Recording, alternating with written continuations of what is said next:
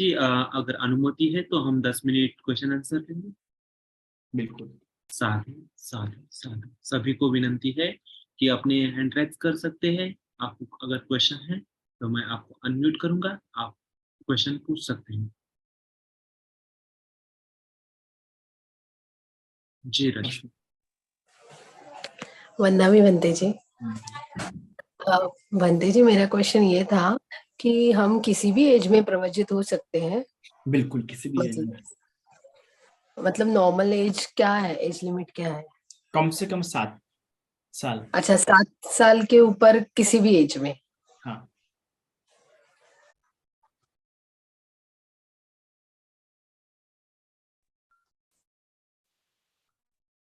प्रमोद जी।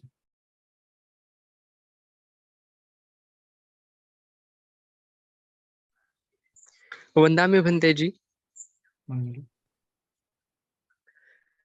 मेरा प्रश्न ये है कि कोई भिक्षु अपने पूर्व जन्म के कर्मों से अनंत बनते हैं या जिसने भी प्रवृत्ति ली है वो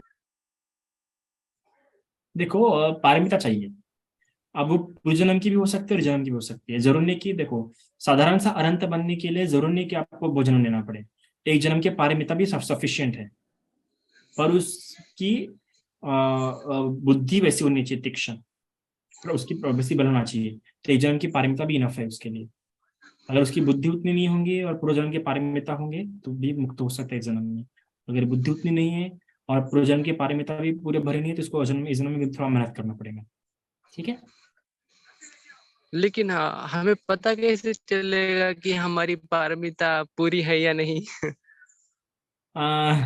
ये हमारी जब कैसे पता लगेगा, एक तो सबसे पहले उसके लिए कोई अच्छा दिव्य वाला होना चाहिए, दिव्य चक्षु वाला।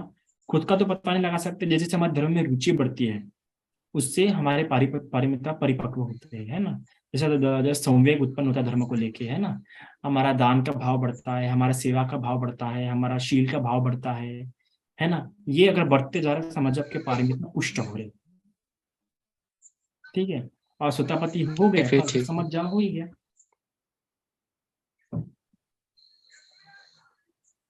लेकिन श्रोतापति फल प्राप्त करने के बाद हमें पता नहीं चलता कि हम बने या नहीं। हाँ, नहीं पता चलता। फिर हम जानेंगे कैसे?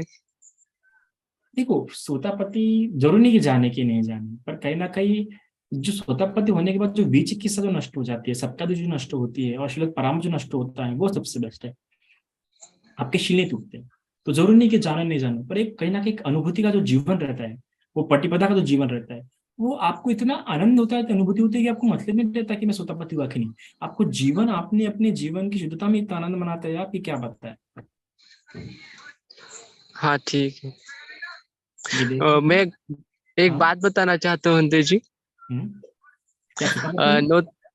हाँ, क्या आप सोतापति है? ये पता नहीं मुझे। बोलो ना। पूछ सकता हूँ मैं एक बात? पूछो। 9 तारीख की रात को करीबन 3 बजे, समय ठीक से पता नहीं, लेकिन मुझे ऐसा एक सपना गिरा था कि मैं भी भिक्षु बन गया हूँ और मेरे गांव आ रहा हूँ। तो मेरे माता बहुत दुखी हुई थी। तो आप इसका अर्थ जानना चाहते हैं? इसका अर्थ क्या है कि ऐसा क्यों हुआ? पता है, मेरे जिसका समुद्र शास्त्र में अच्छा होगा ज्ञान वो बता सकता है।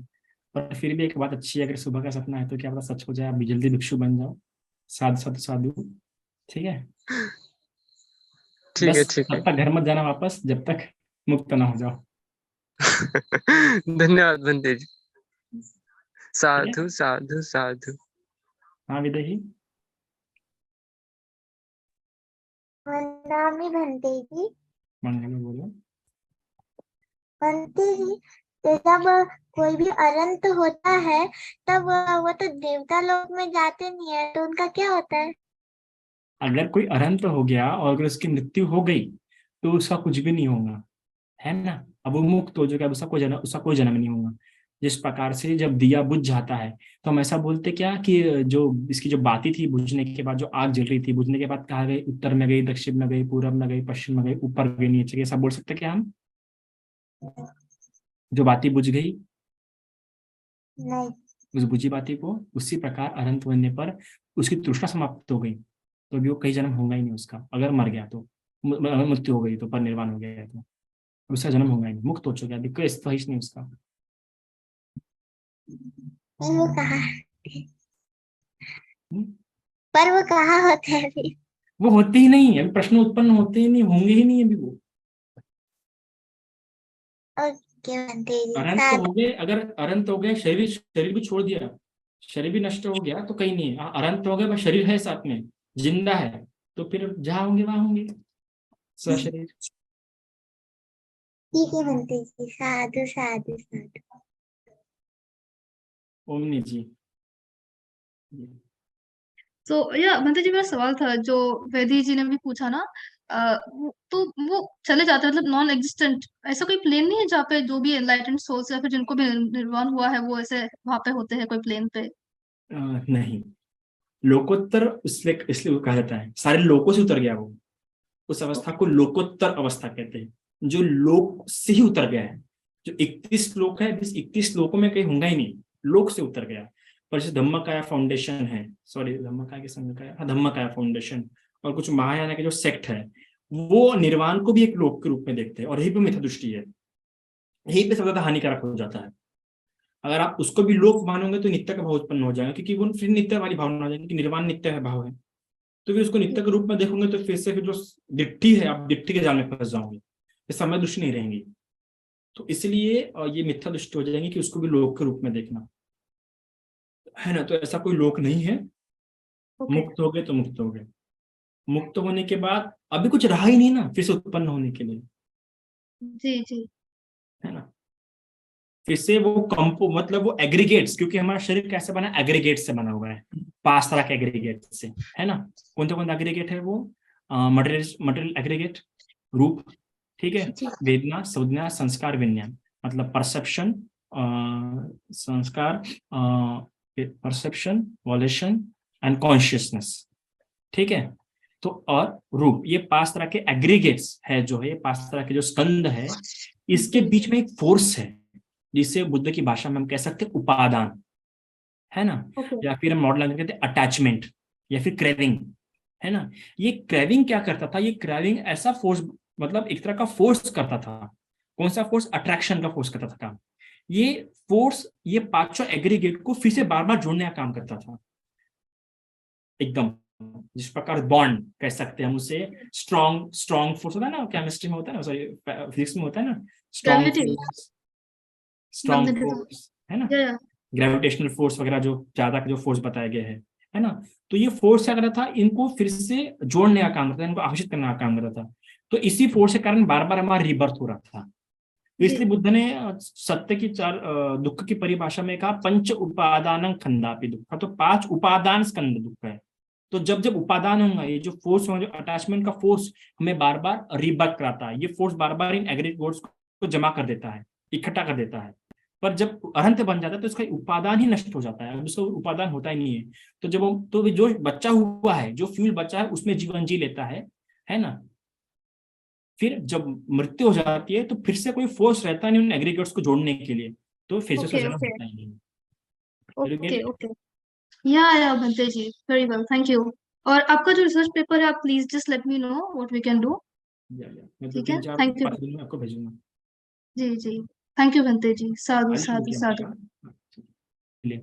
Why we pray Arhanta Bhikkhuni then if they don't exist on Arhanta? Why we pray Arhanta Bhikkhuni if they don't exist on earth? See, Arhanta भले एग्जिस्ट नहीं करता हूँ, पर जो धातु है वो धातु को वंदना करते, उसको पुण्य करने से हमारा ज्यादा लाभ होता है, क्योंकि धातु में ऊर्जा तो वैसी होंगी अभी, वो धातु में जो उसकी वाइब्रेशन होती है, जैसे कि देखते हैं सिंगिंग बॉल देखते हैं, या एक बेल देखते हैं, एक बेल को जो हमने बजा दिया तो उसकी वाइब्रेशन, उसकी फ्रीक्वेंसी कितनी देर बजती रहती है ना, उसका रेजोनेंस होता है, कितनी देर बजता है। उसी प्रकार अनंत के धातुओं में उसमें श्रद्धा जमा उत्पन्न होती है, उसमें उतना बल होता है। तो उसको लेके, और हम अनंत गुणों को लेके वंदन करते हैं कि वो गुण हम अगर वर्णन करेंगे तो हमारा भी जो कंटेम्पलेशन है हम में भी वैसे संस्कार उत्पन्न होंगे, है ना।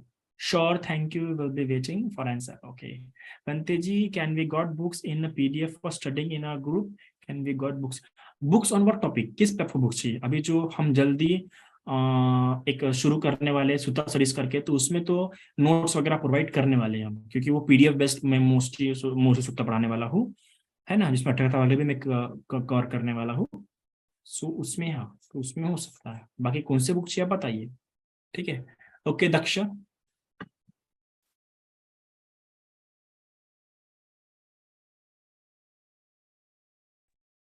दक्ष। हाँ, नमामि बंटी जी, मेरा एक क्वेश्चन है। जैसे अभी अभी धम्मा को जानना शुरू किया है, तो अभी रियलाइज होता है कि ना किसी को हमें हर्ट नहीं करना है, तो अभी बहुत कभी कभी फील होता है कि जो पास्ट में काफी कुछ कर चुके हैं और अभी लगता है कि बहुत बुरा किया हमने, तो कैसे हम उसको माफी, या एक एक को पकड़ के तो नहीं कर सकते, लेकिन मैं चाहती हूँ कि मुझे खुद को उस पीड़ा से मुक्त होना है, तो क्या कर सकते हैं?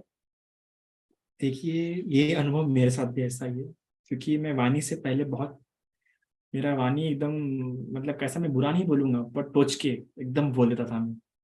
अभी भी कभी कभी अगर मुझे गुस्सा आ जाए, है ना, क्योंकि मेरा कंट्रोल नहीं रहे, सत्य पे मेरे सती नहीं रहे, मैं तुरंत ऐसे शब्द बोले तो कि सामने वाले के दिल को भेज जाए मेरी वाणी। हाँ, अगर बहुत होता है, अभी भी मैं बहुत बोल होता है। क्योंकि मैं कैसा, मैं हाथ वगैरह का इस्तेमाल नहीं करता और गुस्से में तो कभी नहीं इस्तेमाल करता। मेरा सिर्फ शब्द ही इतने खतरनाक होता है कि मैं बोल दूं तो इंसान का हृदय छेद जाए, इतना खतरनाक मैं बोल देता हूँ।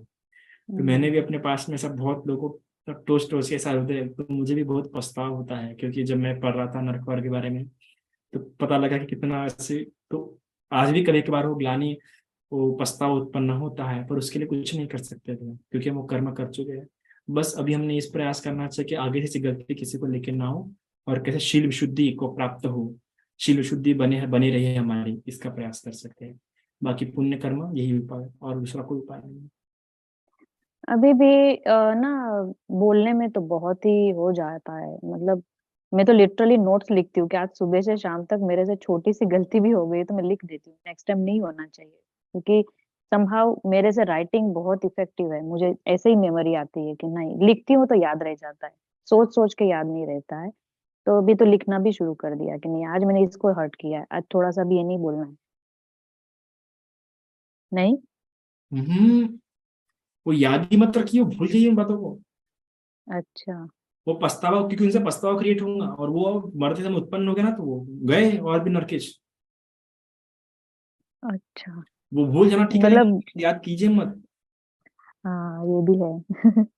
मतलब तो जो बोलने की जो शीला है ना, बहुत हो जाता है। कैसे मैं मतलब पावरफुल करूँ, पता नहीं, समझ में नहीं आता है कौन सा रास्ता अपनाऊं।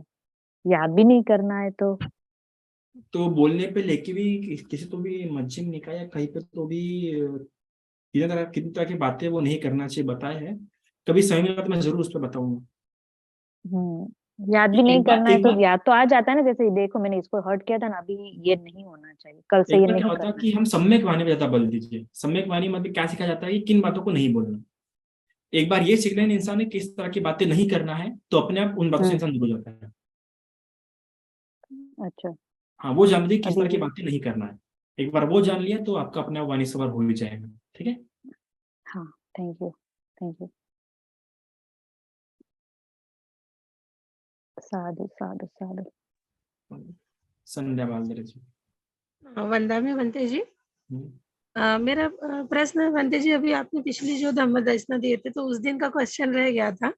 आपने उसमें बताया था बनते जी कि जो अनजाने में किए गए कर्मों का फल ज्यादा प्रभावी होता है, तो ऐसा क्यों? वो प्रश्न रह गया था। ऐसा क्यों? वो फल के रूप में ज्यादा प्रभावशाली रहता है, फल के रूप में। जी जी मतलब फॉर एग्जाम्पल उसका एग्जाम्पल भी दिया है, और हर एक कर्म नहीं, जो कर्म अनजाने में की जा सकती वही, ठीक है। जी।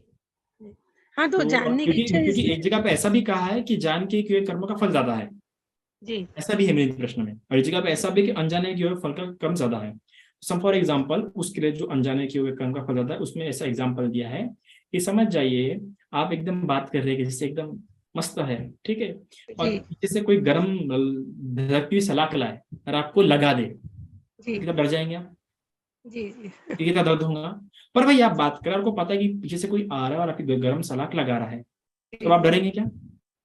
नहीं भेद होगा ना। तो इसी जी प्रकार इस प्रकार अंतर होता है। जी जी जी तो जब विपाक आता है, अगर हम पता है, मैं पता है कि मैं कुशल कर्म, अब मुझे पता है कि मैं जो कर्म कर रहा हूँ अकुशल कर्म है, तो मुझे पता है इसका विपाक मेरे जीवन में ऐसा ऐसा आएगा।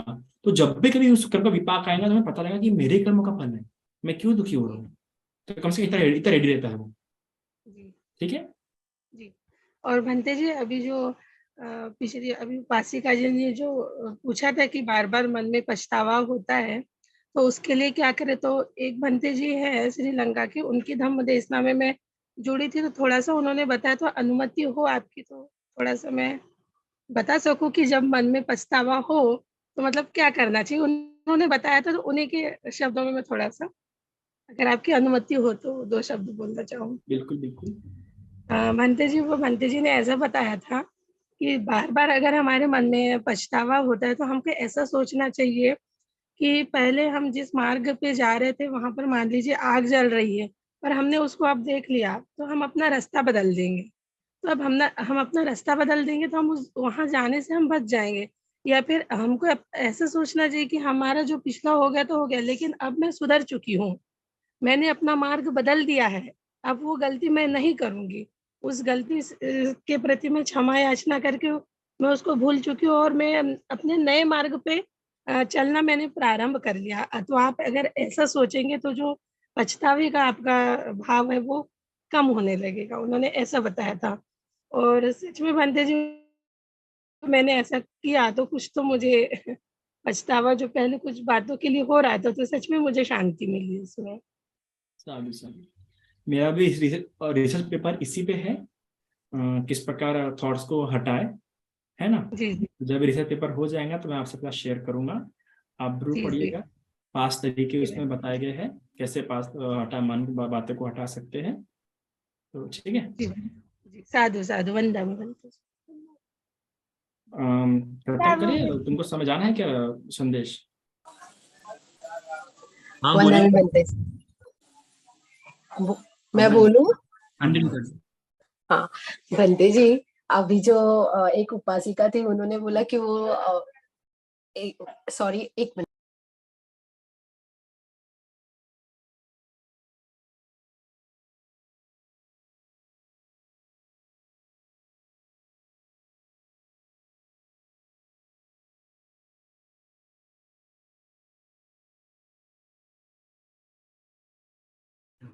रश्मि जी अनम्यूट कीजिए। हेलो। हाँ, हेलो। वो अनम्यूट।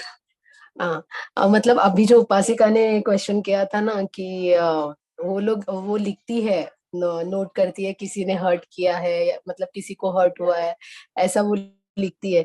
बट मैं थोड़ा उल्टा करती हूँ, मतलब मैं लिखती हूँ कि मैंने आज क्या पुण्य कर्म किया है। मैंने एक डायरी बनाई है जिसमें मैं डेली जो भी पुण्य कर्म करती हूँ लिखती हूँ, जैसे कि वंदना किया या किसी को दान दिया या फिर आपसे प्रवचन भी सुना तो किस विषय पे सुना, ये मैं लिखती हूँ। तो मुझे ये पूछना था कि ये सही है कि नहीं, लिखना चाहिए अरे ये कि नहीं? बहुत अच्छा पुण्य पुस्तक, बहुत ही अच्छा कृत्य है ये, सभी ने करना चाहिए। अपना पुण्य लिखो कि ये हाँ। कम से कम नरक में कम से कम हो जाना चाहिए कि मैंने ये पुण्य करेंगे तो बच जाऊंगे। मतलब मैं लिखती हूँ कि जो भी प्रवचन होता है, जिनका भी मैं अटेंड करती हूँ, तो लिखती हूँ कि ये प्रवचन था, इस विषय पे था, ऐसे लिखती हूँ मैं। बहुत ही अच्छा है। Thank you. साधु साधु। दुष्कर्म देखिए, दुष्कर्म का फल उसे मिलेगा, किस प्रकार दुष्कर्म से उसका बुरा होगा। हाँ हाँ, लेकिन मेरा मन का क्या होगा, मेरा मन ही शांत नहीं हो रहा है ना, ऐसा लग रहा है आपके उसके मन को जाके। शांति कब मिलेंगे जब आप देखोगे कि उसको उसका उसका फल मिला, हाँ है ना। आप उस हाँ प्रकार सोचिए कि देखो कैसे, अगर ये इसने जो मेरे साथ ऐसा किया या जो गलत काम किया, इससे इसे क्या होंगी, हानि होंगी। हाँ इस प्रकार से हाँ इसको वेदनाएं से झेलनी पड़ेंगी, इस प्रकार से दुर्गति होंगी। एक तो ये एक तरीका है, नहीं तो उसके अच्छे कर्म अच्छे गुण याद कीजिए, या उस पर आपकी सहायता किया होगा वो याद कीजिए, है ना, या इस प्रकार बोलिए, इस प्रकार सोचिए। ये एक सत्पुरुष के लिए बिल्कुल अच्छा नहीं कि इस प्रकार किसी के मन में विचार, अपने मन में किसी दूसरे व्यक्ति वैसे बुरे विचार आने दे, या फिर मैं जो विचार आप अपने मन में उत्पन्न कर रहे हो इससे मेरे ही संस्कार बन रहे हैं, है ना, मेरे मन में दोष उत्पन्न हो रहा है, द्वेष संस्कार बन रहे, इस प्रकार जानिए। अलग अलग तरीके से अलग अलग विचार मन में लाके दूसरे हाँ कुशल विचार लाइए हाँ मन में, या दुष्परिणाम के विचार लाइए मन में, इस प्रकार विचार लाके उसको सोचिए अपने मन में। ठीक है, फिनिश। चलो फिर। हाँ ठीक है बंदे जी, अच्छा लगा। आदरणीय भंती जी, एक लास्ट क्वेश्चन चैट बॉक्स में है कि बेनिफिट्स ऑफ ग्रेटिट्यूड क्या होगा भंती जी? बेनिफिट ऑफ ग्रेटिट्यूड, सबसे पहले जो व्यक्ति ग्रेटिट्यूड होता है वो एक दुर्लभ है, जिसे हम कहते हैं ना, ये दुर्लभ धर्म है कि कृतज्ञ रहना। तो जो व्यक्ति कृतज्ञ रहता है वो हमेशा नम्र रहता है, हमेशा सेटिस्फाई रहता है, और उसकी मैत्री हमेशा बढ़ती जाती है। ठीक है, और उसको हमेशा अच्छी चीजें मिलती रहती है, पर्सनल एक्सपीरियंस। ठीक है, एक लास्ट क्वेश्चन रिद्धि जी। बुद्धि जी, आपको बुद्धि है। रुद्धि वंदा में भंती जी, मंगल जी बोला। अभी ज्वाइंट हुई हूँ, मेरे छोटे छोटे बच्चे की तबीयत ठीक नहीं है, तो उसको थोड़ा आशीर्वाद देंगे भंती जी। जी बिल्कुल, हम उसे मंगल मैत्री देंगे। ठीक है, आपका भी कोई पुण्य कर्म होगा तो उसके लिए याद कीजिए, उसको ही बोलो कि उसका कोई पुण्य कर्म होगा तो याद करें। ठीक है, चलो फिर। चलो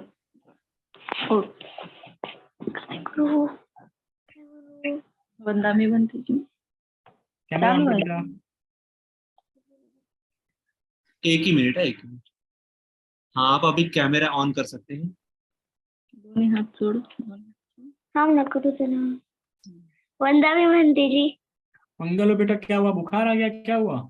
इन्फेक्शन हुआ भंती जी उसके पेट में, बाहर का कुछ खाने की वजह से। ओ हो 8 दिन हो गए भंती जी, दवाखाना सब चालू है, लेकिन थोड़ा सा कुछ भी खा रही तो दर्द हो रहा बोल रही है।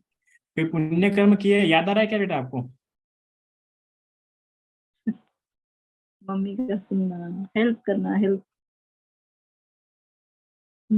याद आ रहा। तो ऐसा बोलो कि मेरे जो पुण्य कर्म है उस पुण्य कर्म के प्रताप से मुझे जो ये पीड़ा हो रही है, यह पीड़ा नष्ट हो जाए। ठीक है, बोलो। मैं जो धर्म सुनती हूँ, भंती जी के प्रति जो मेरे अच्छे विचार है, बोलो। ठीक है, मन ही मन में बोलो। ठीक है, मन ही मन में बोलो। भंती जी के प्रति जो मेरी श्रद्धा है ना, मैं जो भंती के प्रवचन सुनती हूँ कभी कभार, है ना, मैं जो पुण्य कर्म करती हूँ, है ना, अच्छे विचार रखती हूँ कभी कभार मन में, इससे सभी मेरे पुण्य कर्म के प्रताप से मुझे जो ये पीड़ा हो रही है, मुझे जो दुख हो रहा है, ये जो रोग है मेरा दूर हो जाए। साधु साधु साधु। साधु वंदा में भंती जी, ठीक है, वंदा में भंती जी, वंदा में भंती जी। चलिए ठीक है।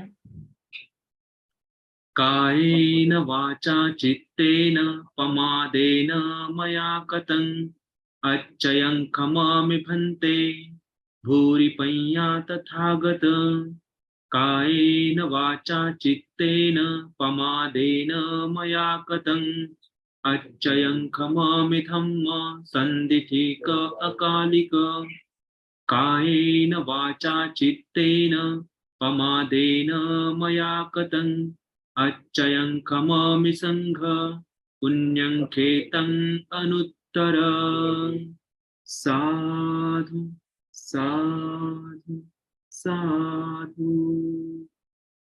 पुण्यानुमोदन याचना।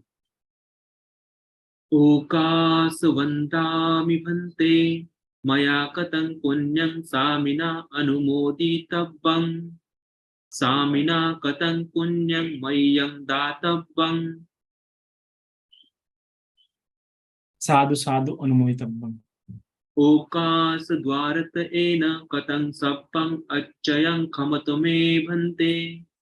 ओकास खमामि भन्ते द्वितीयंपि ओकास खमामि भन्ते तृतीयंपि ओकास खमामि भन्ते। खमतु खमतु खमामि। यथा वरिवः पुरा परिपूरन्ति सागरम् एवमेव इतो दिन्नं पेतानम् उपकम्पति इचितं पचितं तुम्मं घिप्पमेव समीजतु सब्बे पुरन्तु चित्तसङ्कप्पा चन्दोपन्नरसो यथा मणि ज्योतिरसो यथा